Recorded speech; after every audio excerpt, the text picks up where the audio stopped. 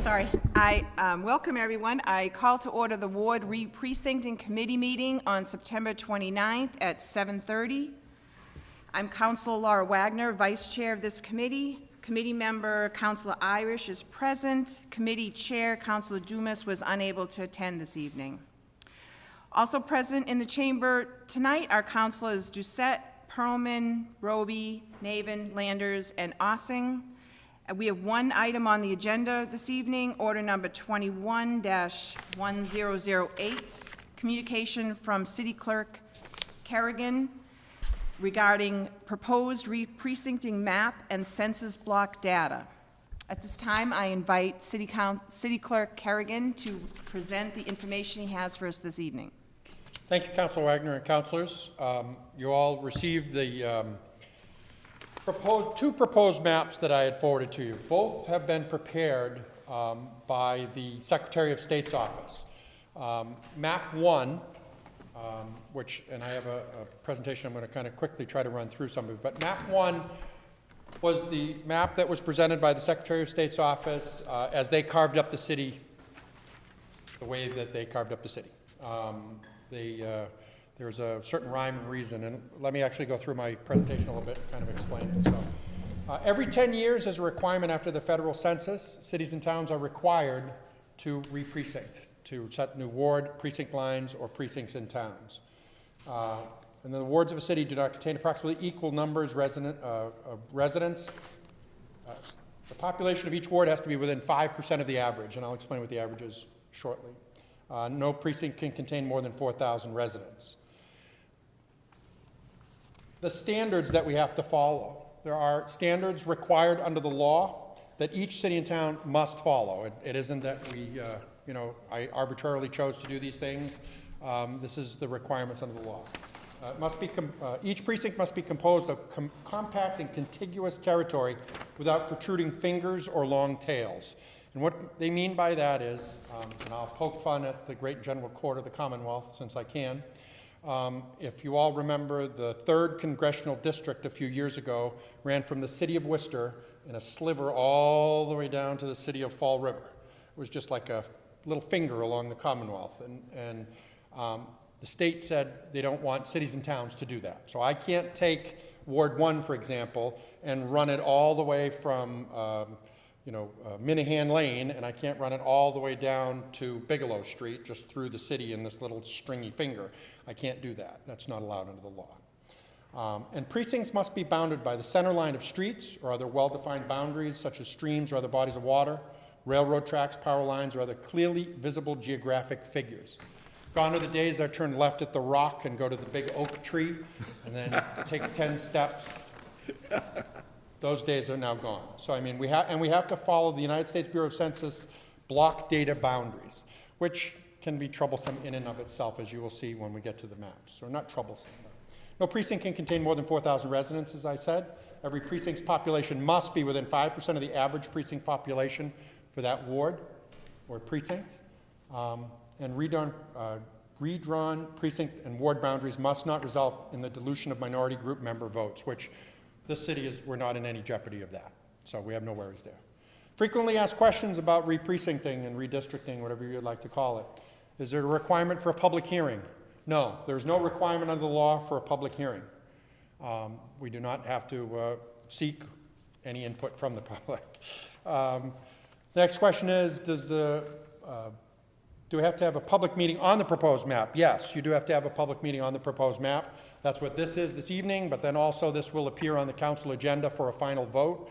As required under the open meeting law, it will be duly posted on your agenda, and so the public will be made aware that you will be taking a vote on this. So that is what is required.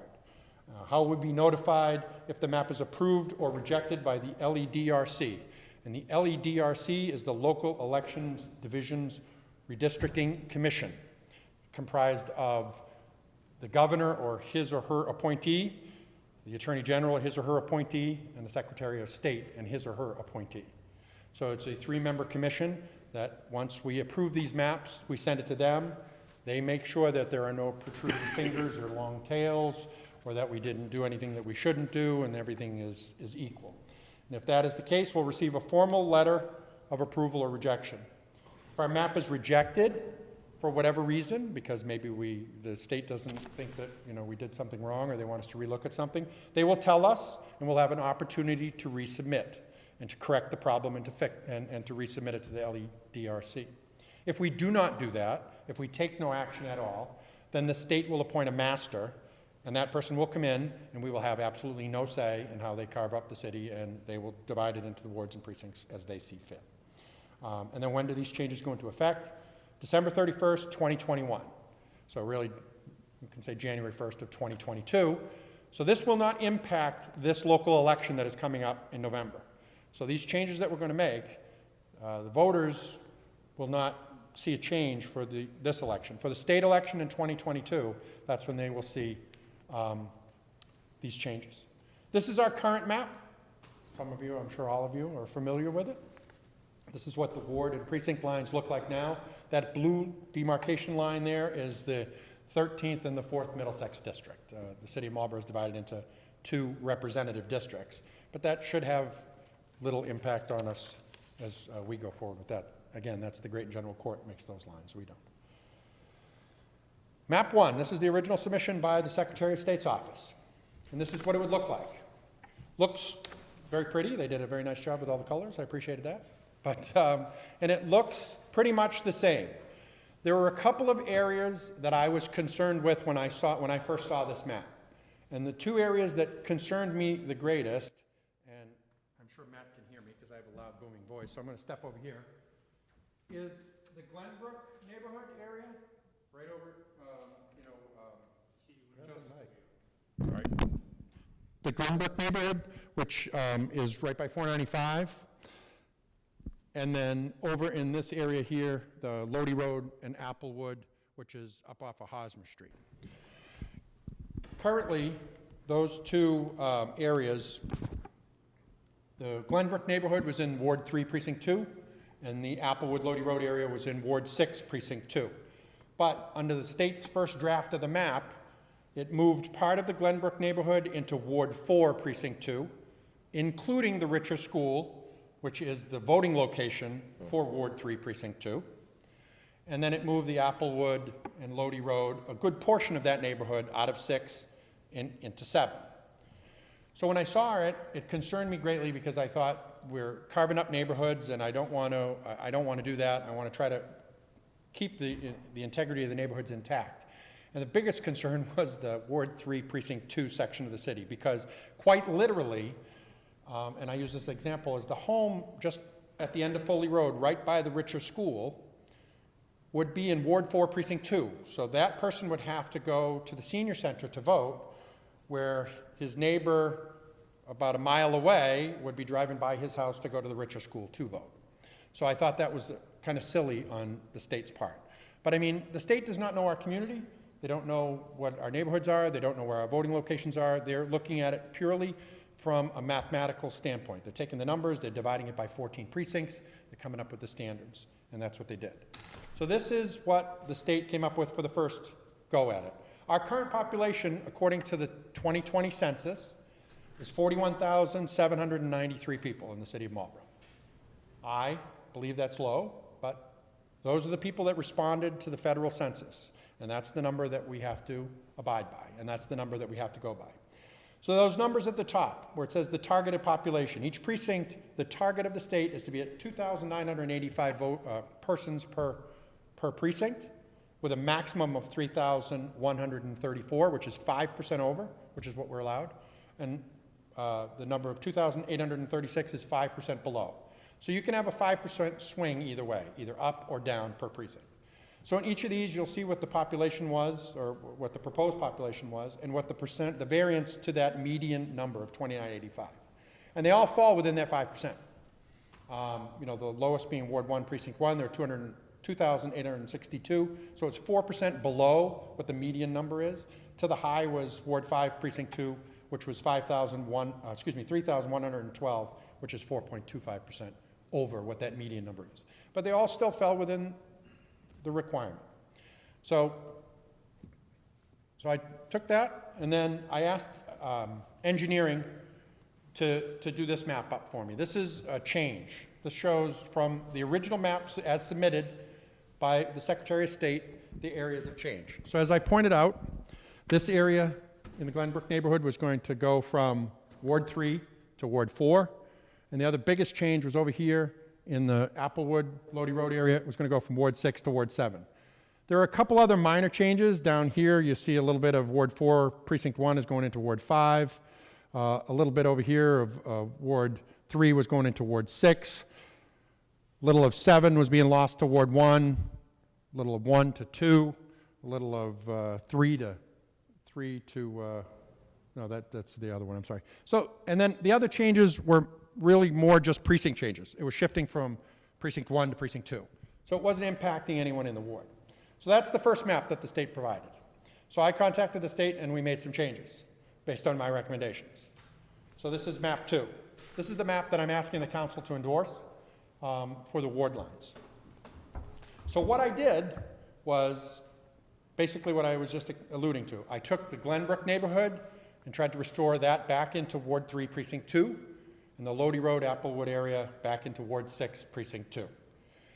In doing that, it caused a shift across 7 precincts across the city. So I won't say I caution, but I will just advise you that even the smallest change of moving one street will have a ripple effect across the entire city.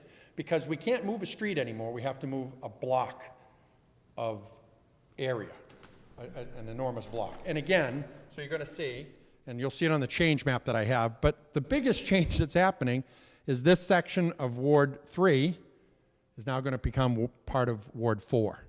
So part of the Glenbrook neighborhood is going to be in Ward 4. It's the lower half of Glen Street, a little bit of McKay, a little bit of Conrad. But the vast majority up in the previous section is going to stay.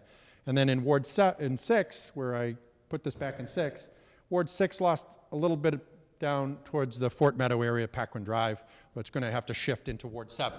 Because the numbers when we did it made one precinct heavier over the other. These are the new numbers.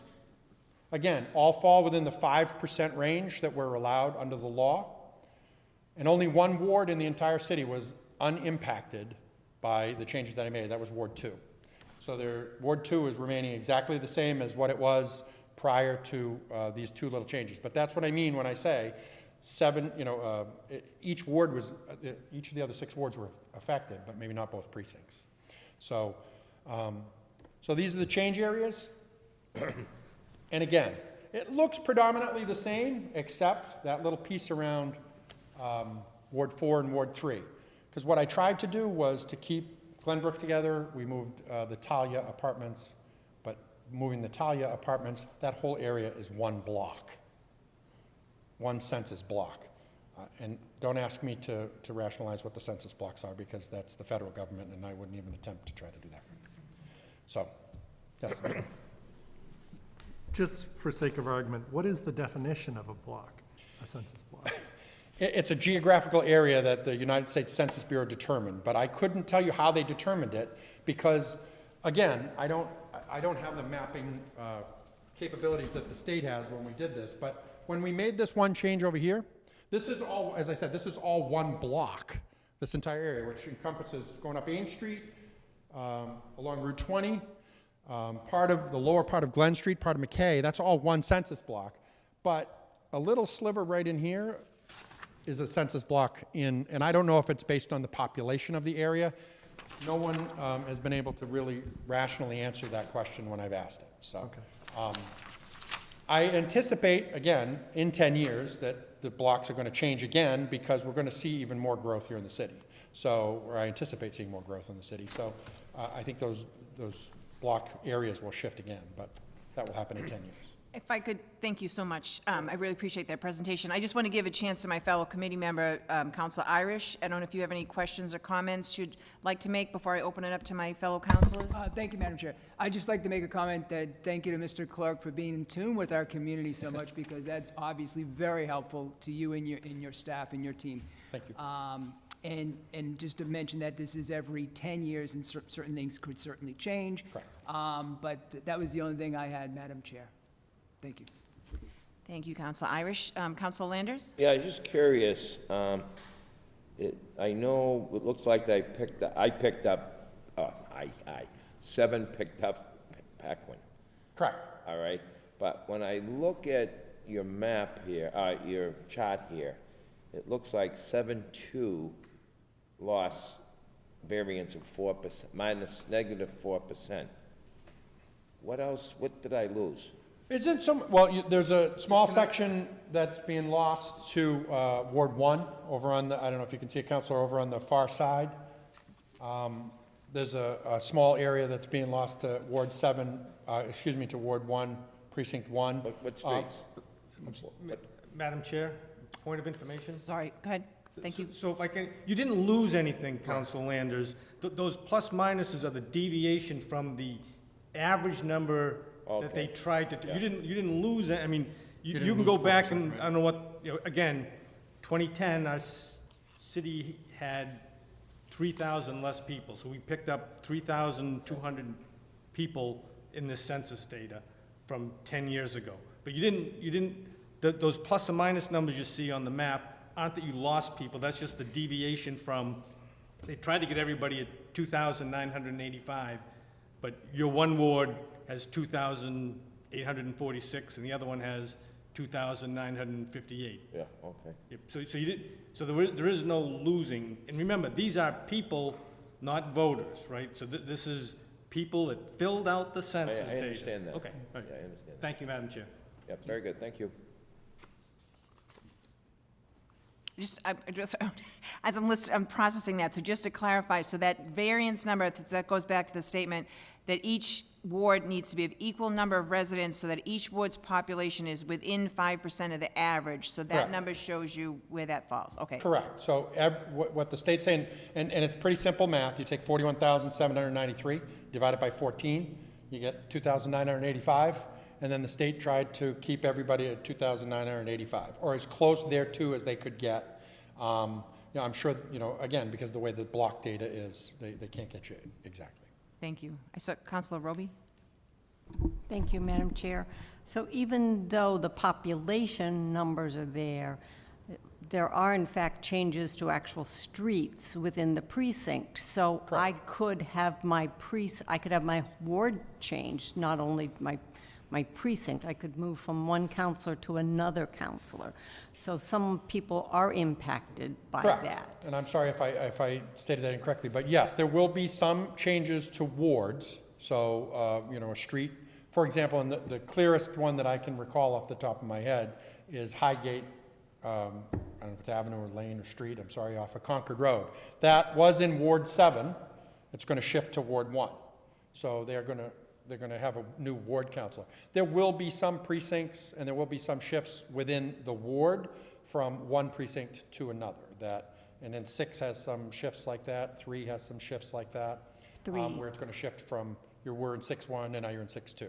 Right, So- and even when you talked about Glen Street, if. Correct. It's hard to read, but it looks like that was moving from 3-2 to 4-3. So it's not just a precinct, it's a ward change for people Correct, on and Glen Street. there are some instances, and we did our very best in trying to, trust me, I wanted to keep that entire area in one ward.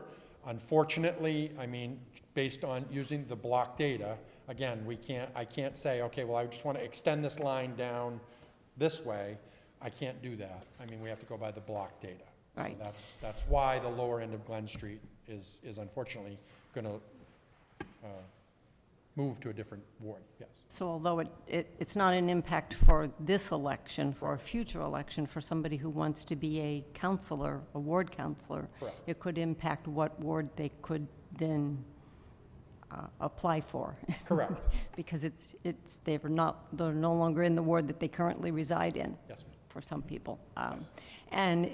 I think your goal was to make sure that it didn't affect the current voting places, is that correct? That was the largest thing that precipitated the changes that I wanted to make, because, as I said, to me, it was the goofiest thing that I'd ever seen. And again, the state does not know, and the state doesn't know where, I don't think they take into account where voting locations are, because I don't think they really could. Because again, we have only 5 or 6, I'm embarrassed to say I don't know if it's 5 or 6 off the top of my head, but voting locations. We have 14 precincts, but we don't have 14 voting locations. Where in some communities, each precinct has their own voting location. So they could have, 14 or 16 or 18, or I know the city of Worcester has 53 precincts. So they could have, 50 voting locations, and if the state tried to carve the districts around where they currently were, you would have all sorts of protruding fingers and long tails all over the place. And just one final question, then. The state is trying to, I'll use the word usurp, the local authority. Is it possible that they could vote to have a totally different map to their own wishes versus? If we comply with the requirements of the law and we get this into the LEDRC as they've instructed us, the local clerks at the moment, by October 30th, we get this in by October 30th, that's why we're moving at the pace we're moving, then I don't believe that they will. If there's a problem, they're going to kick it back to us and say, okay, try to fix it. And if we can't fix it ourselves, or if we choose not to fix it, then the state will come in and just say, okay, we're going to set your map, and like it or lump it, this is what it is. I think that we'll be okay, and I don't have any real worries at this All particular. right, because I guess my concern was the impact on the state legislatures. It's already goofy enough that we have 2 of them. Unfortunately, we would have we have no say over that anyways. When it comes time to draw the legislative districts, the congressional, the state senate, the state legislative districts, the governor's counselor districts, that's entirely in the hands of the great and general court of the Commonwealth of Massachusetts. Oh, so that could be They can different do than- whatever they want to do. They could now carve Marlborough into 3 representative districts if they so chose to do it based on what their criteria are for a rep district. I don't think we're in any danger for like a Senate district because there's only 40 senators, there's 160 reps. But, I mean, I thought it was strange when they cut Marlborough into 2 representative districts as it is, but I mean, could they potentially change that? Sure, but that's at their discretion. We have absolutely no say. Well, I shouldn't say we have no say. We can lobby our representatives and our senators and tell them what we think, and this is what we want, or what we feel should happen, but that's, again, is entirely up to them. Thank you. Councilor Perlman? Thank you, Madam Chair, and thank you so much to our city clerk for putting this together. I know it's probably took a lot of time, and I really appreciate the breakdown between the different maps and the changes being highlighted with the GIS mapping. That was very helpful. I have a couple of questions just to clarify on the map 2. I don't know if you can go back to it on the screen, but you're saying that the reason why the Glen Street neighborhood now, a little bit of it is going into 4 is because it's a different census block, and they've divided that neighborhood. Is that correct? Correct. Okay. So my goal, and I don't mean to cut you off, Council, but my goal was, like I said, I wanted to keep this entire area, and we thought that we could grab the new Talia apartments, which are what is along Ames Street, to try to get that into Ward 4, because Ward 3 currently, as you all know, is a vast area, and a lot of it is commercial and industrial and other space out here in the western side of the city. There's some residential growth happening now out there now, but currently a lot of their growth is, so when we tried to scoop that up, the census block that the federal government put in cut off part of Glen Street, McKay, and Ames. So. Okay, that's helpful. I just didn't know if there was a way to have it all be together, but obviously, given the breakdown, it probably would be more challenging, and there'd be increasing a ripple effect, correct? There would, and I want to, and I'm remiss in saying this, what I should have said at the very beginning of this is I wanted to thank my assistant Wilson Chu, who was extremely helpful with me with this, and Nathaniel Bowen, who is the GIS administrator here in the city of Marlborough, has been a godsend. He still answers the phone when he sees my number come up, which I'm surprised because That is good. I mean, I call him several times a day, and even after I did these few changes and we met with the state and they redid the maps for us, I still called Nat several more times. I'm like, well, what if we did this? And what if we did that? And what if we moved? And it was just, It's very Steve, it's just not going to work. I mean, we can't, I said, well, what if we tried to take this piece away? No, and, again, like I said, it was going to ripple all around the city. And Right, and that would be worse. at some point, you just have to stop. And just for kind of historical knowledge, is there any comparison to what was happening 10 years ago, what that demographic shift was in terms of population and what was changed back then, just to see if this is more of a change since 10 years ago or less so in terms of the ward precincts being moved? I don't know if I could certainly look in back. I know we have some block data from 10 years ago, and I'd be happy to provide that to you, that, so you can take a look and see, I'll provide it to the council so you can see what it was 10 years ago and what it is now. As Councilor Ossing pointed out, our population in the city went from 38,499 in 2010 to 41,793 in 2020. So there's only about 3,000 people difference. But I don't think the demographics changed that much. And I don't know about the ward lines. I found, I have a current ward map. I don't know if we have what it looked like in 2000. Right, no, I'd just be curious, and I think that's a good point to note that, it's hard to do, so that some of the ward lines are going to change. And I think your statement earlier about how, I still think there are more residents that probably didn't fill out the census that aren't being represented, and we know there's a ton of new people going to be coming to Marlborough over the next couple of years and beyond, so I'm sure in 10 years it'll change even more, but definitely think that, there was population growth, but it will continue. Yeah. So that's helpful. This was a horrible year, as we all know. I mean, with the coronavirus pandemic, this was a horrible thing. And this process would have been taking place in May and early June under normal circumstances, because Census Day was April 1st, 2020, and then everything would have been tallied and reported to Congress and the President, and then sent out to the Secretaries of State, and then reported to all of us, and it would have been a nice thing back in May and June. Instead, we didn't get census data until like September, late August, early September, where they at least told us how many people. We got preliminary data. The preliminary data we got showed Marlborough grew by like 1,000 people, and I was like, okay, you guys are just We're not there yet, yeah. But then we got the regular data, and and then the state basically said, okay, here you go, hurry up, now get it done. Yeah. So. Well, we definitely appreciate your office for staying on top of it with all of the changes at the federal and state level. 2 quick questions. Will this presentation be available online? And how are residents notified if these changes do go into effect?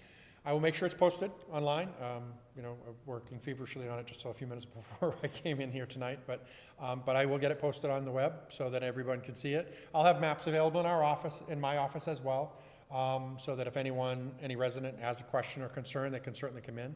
What will happen after this is approved, and as I said, this does not take effect until basically January 1 of 2022, but my office will be charged with then sending out letters, notifying everyone. We'll probably put it on our street listing.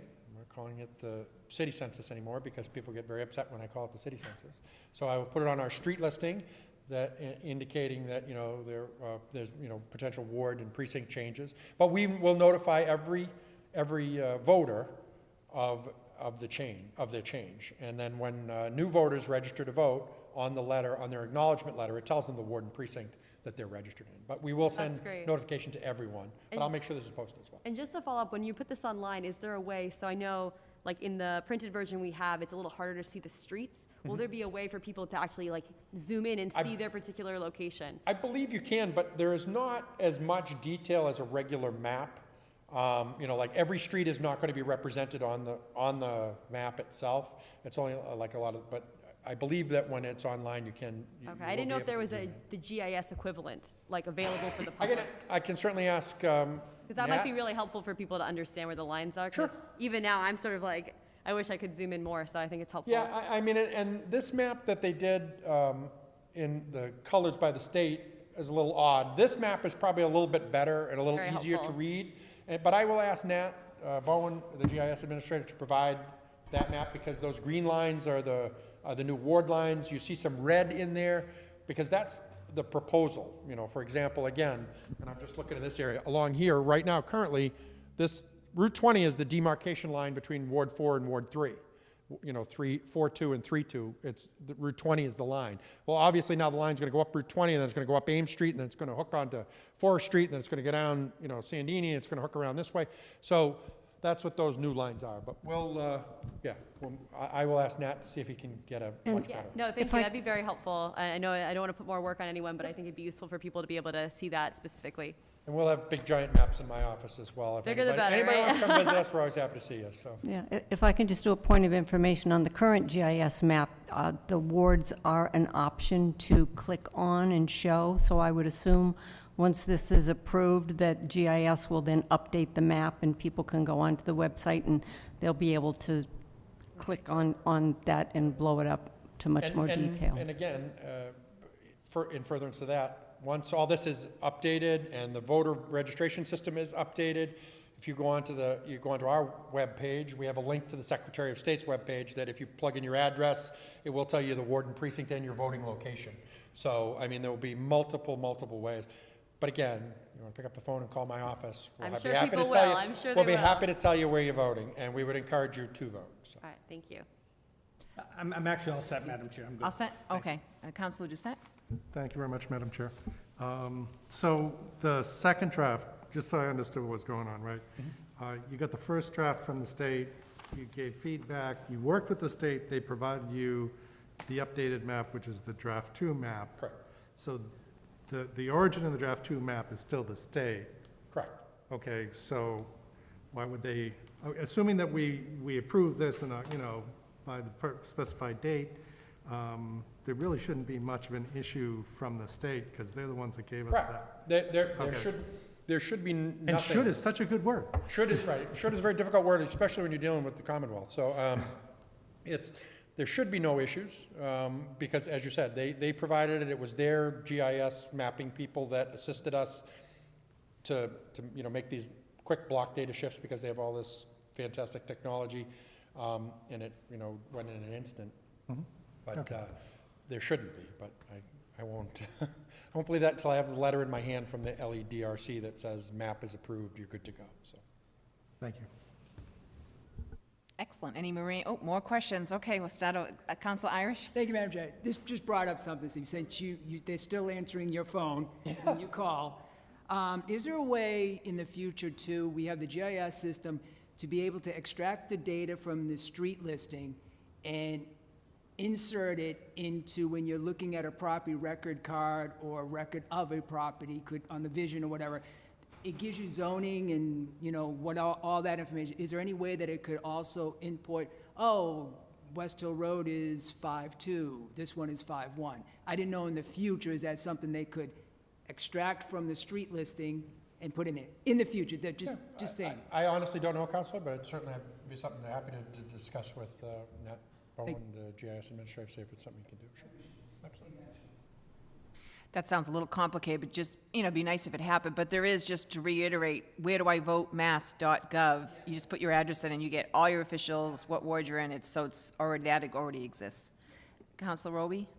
I was just to the point that was made by Councilor Perlman 10 years ago when the redistricting happened. I happened to be a street that was affected. Hudson Street was split in half, and I moved from 5 to 6. So I know it is a issue for the residents of the city.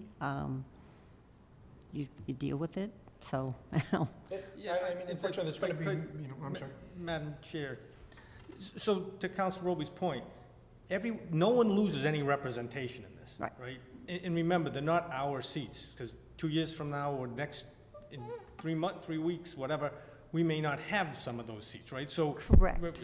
Everybody still gets a ward councilor, everybody still gets 4 councilors at large. So I just want to make sure that that's clear where the lines are, because you may say, okay, this ward council, you like this one, you don't like this one. Well, that's today. That may not be held true. So the issue is, and for historical perspective, this is my 3rd one, so probably too long here, but the last 2, we've taken what the state's given us and approved them, all right? And they've followed, to your point, Councilor Perlman, some of the things did change, but they're at that level of detail. They're small. The ward councils that have been here, like Councilor Landers, for a while, they'll tell you, it may have extended a couple streets over. Councilor Roby will tell you her street got cut this way, but go back to what the city clerk said. They have to go down streets or definitive landmarks to draw the lines, right? But no one loses any representation in this process. That's a very key point, all right? And then to your point on the state, our numbers, the 2,000 people per precinct, are too small when they're building the representative and Senate districts. And so they would not change something they may scoop up 3 more precincts or something, but they're not gonna say, cut out this block. It's too small for what they're doing. Their plus or minus 5% are a lot bigger. Correct. Right, Th- yeah, th- and- There, there's conceivably is a potential Yeah. that, another precinct could go into another And rep district or something. to the point I was trying to make with the street change, I think we could all make the argument that we'd like to have a relationship with our ward counselor. So when it's changed on you, Sure. it does impact people, whether you agree with that or not. No, but the ward council's Yes, changed. there is a ward counselor now, but it may not be the one that you've dealt with for the past 10 years. So there is that possibility. Isn't it fortunate that we have so many great counselors? So it's just an opportunity to get to know another one. Touche, Counselor, touche. Thank you, and that's such a great point. I had a question for you, Madam Chair. I know this only happens every 10 years, and this presentation has been extremely informative, and I know it's going to be posted online, but is there any appetite for a public hearing, given that people will be impacted? I know it's not a requirement, but I was just wondering if, the public would have an opportunity to communicate that in a forum with us. I know they can contact us individually, but then they could review this data, which wasn't available to them prior to this meeting, and then be able to participate. And even if people don't participate, at least they had the opportunity to. Thank you for that question. I know there's been public forums on the state and the congressional level. I know there's a lot more involved in this. I mean, as I'm understanding this process, it's not a matter of, this is public, so the public understands what's going on, and I appreciate the transparency in this whole process, but as you can see, I mean, it's very clear. So like to advocate, I wish my street was in this ward rather than that, there's not going to be, that isn't going to happen because of just as being described, the complexity of it, the blocks. If you move here, it's going to affect here. So I think we're very fortunate that we have a wonderful city clerk and the support in place that's helping to understand what's happening And here. if I can, Councilor Perlman, just very quickly, I mean, my concern, and not that I don't want to hear from the public, I mean, it certainly, it is going to impact them. It could change their ward counselor, it could change, there are a few streets and areas within the city that are going to shift from one ward to another, and that is a fact. There's nothing I could do about that. My concern with having a public hearing is now someone comes in and says, well, geez, my street is getting moved from Ward 1 to Ward 2, and I don't want to move from Ward 1 to Ward 2, so I need you to shift that street back. And then if I try to shift that one street back, now what's going to happen is I'm going to ripple all the way around the city, and now the person on the far end of, over on Ward 3 is going to now be shifted to maybe Ward 4, and then they're going to, now, where would we stop? Because then have another public hearing and show them that. And then, the public would, say, well, no, I don't want you to make that change. I want you to make this change instead. It would be I think it would just be very difficult to try to accommodate everyone. No, I certainly hear that and appreciate the comments. I was thinking more of the question and answer component. Obviously, we're asking our own questions as counselors, but I'm sure the public also has questions. I know they can contact you directly, and your office, has been so receptive, but that's kind of, I was thinking less of people advocating for a street change and more the opportunity to be before this body in a recorded public forum to ask those questions that could benefit the whole public.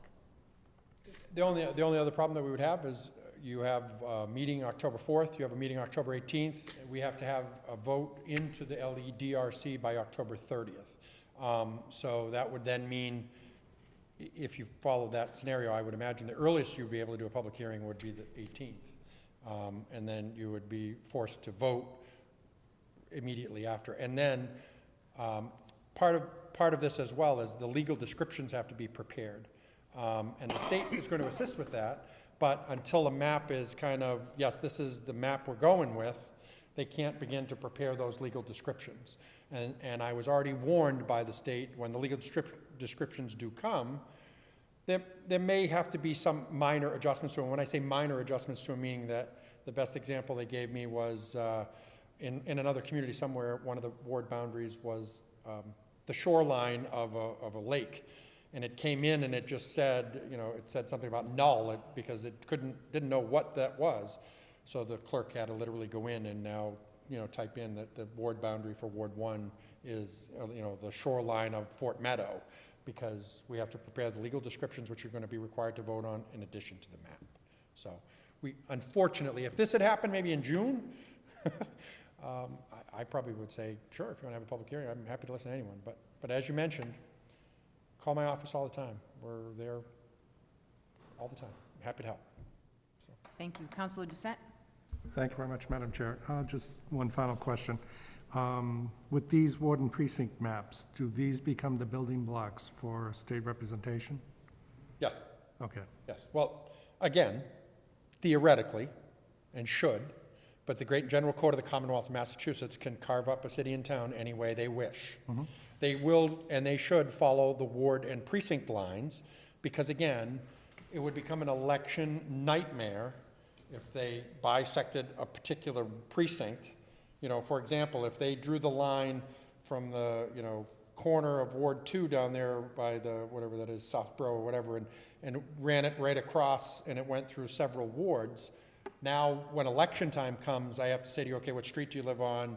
Okay, you're in Ward 2, Precinct 1, but you're in the 13th Middlesex District. Oh, you're in Ward 2, Precinct 1. No, you're in the 4th Middlesex District because you're on the other side of the street. I don't see that happening. I would hope, I would pray, I would, you know, plead that the Commonwealth doesn't do that, but. okay, thank you. Excellent. Are there any more questions, remaining questions, comments? Excellent. Seeing no further questions, I'd like to again thank City Clerk Kerrigan for providing us with this information this evening, and many thanks to the fabulous team that helped put all this together.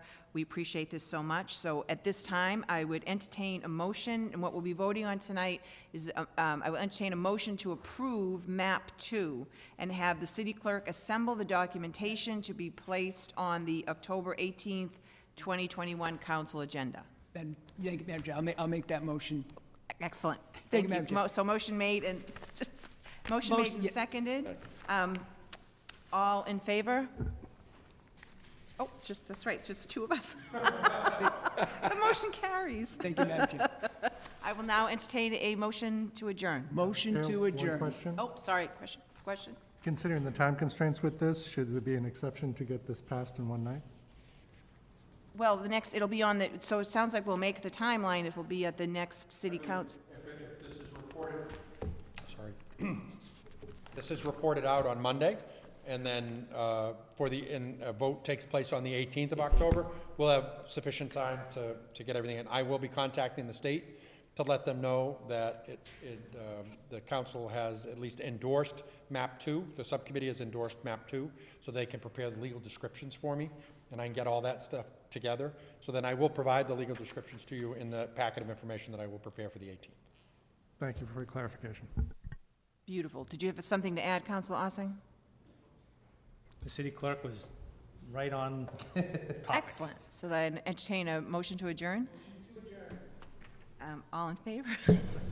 Excellent. Motion carries. Thank you, everybody. Excellent job.